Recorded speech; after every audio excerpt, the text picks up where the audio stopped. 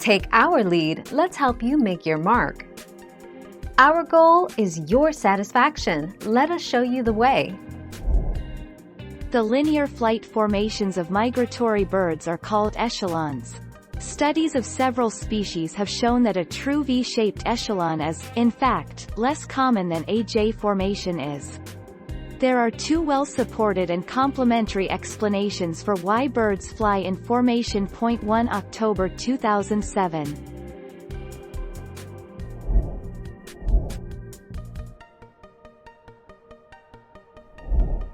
Take our lead.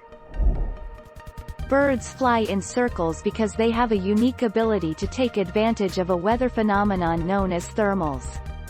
Thermals help give the bird lift, and birds fly in circles to stay within the thermal to reduce the amount of energy used during flight.